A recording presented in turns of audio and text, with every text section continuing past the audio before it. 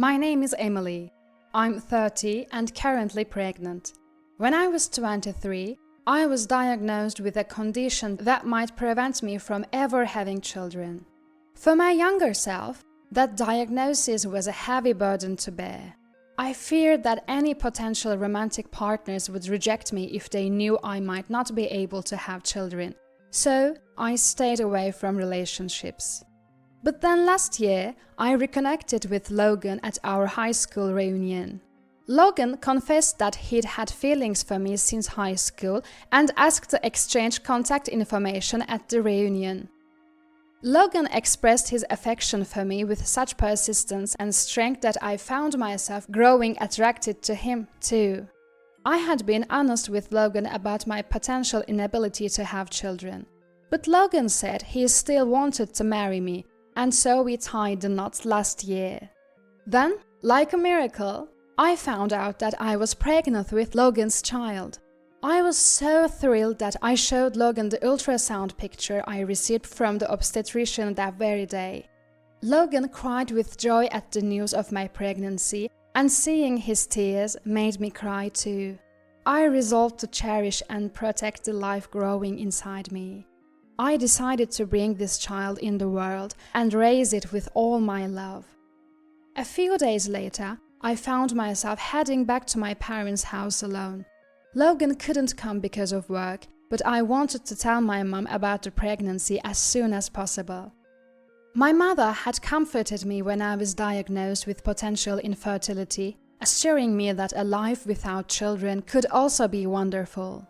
She was also the first to celebrate when Logan and I decided to get married. My father passed away when I was very young, and my mom single-handedly raised my brother and me. My father had a good salary and left a sizable inheritance, but my mom continued to work until her retirement. My mom now lives alone in a house, leading an elegant life. She goes to the hobby club every day, tends to her garden, and even makes trendy do-it-yourself shelves, truly savoring her life. I was sure Mom would be overjoyed at the news of my pregnancy. As I arrived at my parents' house with high hopes, Mom greeted me with a smile. "Welcome home, Emily! Ryan and his family are here today." I knew from the voices of my nieces that my brother's family was visiting. Though I'm not particularly fond of my sister-in-law, my eagerness to share my pregnancy news with Mom had me entering the house nonetheless. From my perspective, my brother's wife, Chloe, can be a bit nasty. Chloe, who married my brother Ryan 7 years ago, made a remark I still can't forget when I was feeling down about being diagnosed with potential infertility. "If you can't have children, maybe you should give up on getting married," she said seriously. When I announced my marriage to Logan, she made things even more uncomfortable by saying things like, "How much did you get from your mother-in-law as a wedding gift? What's the point of getting married if you can't even have children?" It was a bitter experience, but creating a rift with Chloe, who is my brother's wife, would do no good. I had always brushed off Chloe's comments with a wry smile and never told Mom about them. As I entered the house with Mom, my nieces were happily playing pretend, while Ryan and Chloe were sitting at the table drinking coffee. After greeting my brother and his wife, I took a seat at the table and Mom poured me a cup of coffee as well. I was hesitant about sharing my pregnancy news with Chloe, but I thought she might not say anything unpleasant if I announced it in front of Mom, so I gathered my courage and began to speak. "I actually came here today because I have some news to share. I am pregnant." As I gently rubbed my stomach and announced the news, Mom exclaimed, "Really?" Chloe muttered a quiet, "You got to be kidding," and my brother shouted, "Congratulations!" "I know you were worried about potentially being unable to get pregnant, Emily. I am so glad for you. Logan really is your destiny. Congratulations." Mom just have been incredibly happy as she began to shed tears of joy. Remembering how Mom had supported me when I was feeling down, I too started tearing up. but I noticed Chloe whispering something to Ryan, and that got my attention. Repeatedly thanking Mom as I gently rubbed her back. Mom finally seemed to calm down and told me with a warm smile, "You must take care of yourself." Just then, the doorbell rang, as if on cue. "Oh, I wonder if that's a package delivery. I'll be right back." As soon as Mom was out of the room, heading towards the entrance, Chloe leaned in and started speaking to me. "Is it true that you're pregnant? You said you might be not able to get pregnant. Was that a lie to gain sympathy from our mother-in-law?" Huh? Caught off guard by her unexpected accusation, I could only stare at her in surprise, while my brother feigned ignorance. Seeing no help coming, I firmly responded, "No, that's not true. It's true that the doctors told me I might not be able to get pregnant. Even the doctors were surprised that I could, and my husband was overjoyed," I explained. "You should consider terminating the pregnancy." "What?" "It's better to do it sooner. I heard it's less stressful on the body." The horrifying words coming from Chloe made me shudder. Instinctively, I hugged myself as if to protect my unborn child. How could anyone say such a thing to someone who's excited about their pregnancy? I couldn't believe we were the same species. Even my brother seemed shocked by her statement. "Hey, that's a bit harsh, isn't it?" he defended me. But Chloe glared at him and continued. "But if Emily has a baby, our mother-in-law will definitely spend her money on that child. It's obvious that she would love her own daughter's child more. I can't stand the thought of our children getting less money." "So, you are telling me to abort my child because of money?" "I didn't say abort. I suggested that it might be better. Who knows if a child carried by a mother who might not even be able to get pregnant can be born healthy. I'm just thinking about what's best for your baby too, Emily." I was certain her claim of considering my child's well-being was a complete lie. Chloe was pushing me to abort my child out of fear that she would receive less financial support from our mother-in-law. She was always dressed in designer clothes, and her two daughters were the same high-end fashion. Moreover, she and my brother lived in a large house and drove an expensive foreign car. I knew my brother worked at a sizable company and earned a good salary, but I couldn't imagine it would be enough for such luxuries. Though it was hard to believe, I deduced from our conversation that my brother and his wife were receiving a significant amount of money from our mother-in-law. "I have no intention of receiving financial support from Mom. Please stop suggesting that I should terminate." "The baby can hear you," Chloe snorted at my words. "There's no way the baby can hear," she retorted, with a mean expression on her face. To me, she looked like a devil. When my mom returned, my brother and his wife suddenly became restless. It quickly became clear that they were afraid I would tell my mother about their behavior. "Since it's almost lunchtime, should we order takeout?" "Ah, that sounds great. Let's have pizza. Pizza sounds nice." "I think I'll head home. I'm feeling a bit tired." I was frustrated with my brother and his wife for planning to splurge on lunch. But more than that, I was feeling suffocated sharing the same space with Chloe. As I stood up and explained my mom that I didn't want to impose, she looked concerned and asked, "Are you sure you're okay?" I just smiled and nodded before leaving. That night, when Logan came home, I told him about what had happened, my mood still low. Logan was furious with Chloe. "I'm going to call her and give her a piece of my mind right now," he fumed. But I stopped him. If we, who were relatives after all, started a fight with Chloe, it would cause unnecessary trouble for my mom. However, I couldn't stand seeing my mom being treated like a cash cow by Chloe. I decided to report today's events to her. A few days later, once I confirmed that my brother and his wife weren't visiting, I went to my mom's home and explained the situation. She smiled warmly. "I've known that Ryan and Chloe have been depending on my money," she said. "Just the other day, Chloe said she needed an outfit for a ballet recital. I thought it was for my granddaughter, but I was shocked when I ended up buying clothes for Chloe.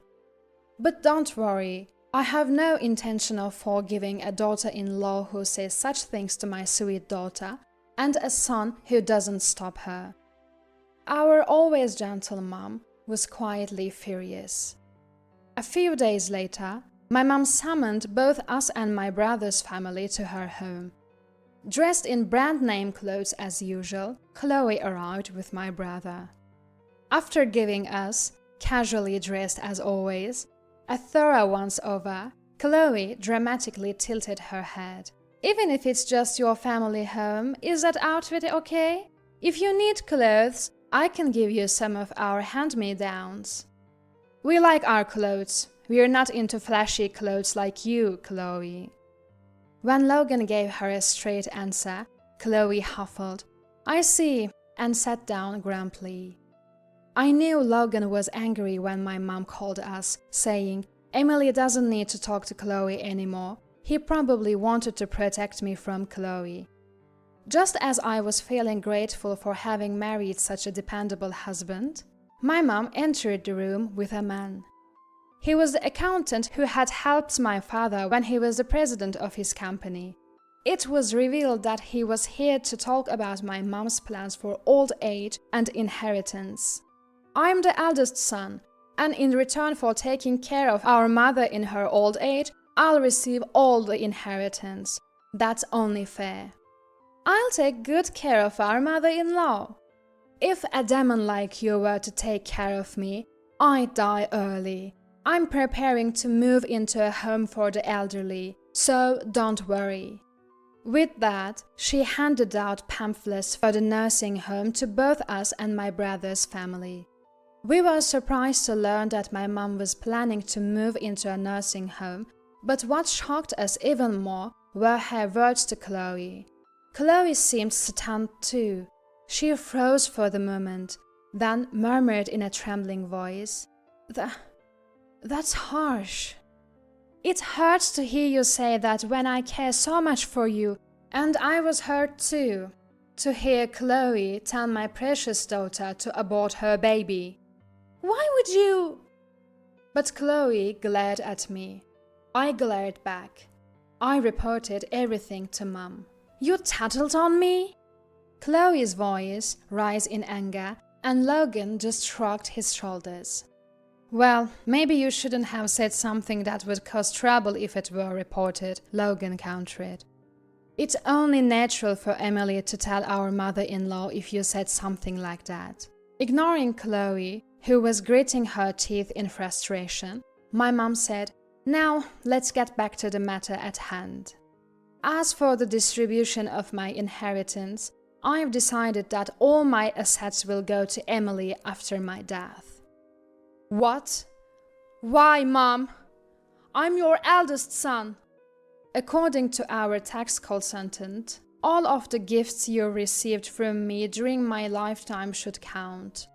My older brother and Chloe, bewildered, could only stare blankly as the tax consultant took out several documents from a file. One by one, my mom laid them out on the table. "The cost of your wedding, your honeymoon, down payment on your house and car. I lent you the money for all of this with the understanding that you would pay me back, but I haven't received a cent in return." The documents laid out on the table were all loan agreements. Each one detailed how much was borrowed from Mom and what for. At the end of each document were the clear signatures of my older brother and Chloe. I've decided not to request repayment for these loans. Instead, I will count them as gifts made during my lifetime.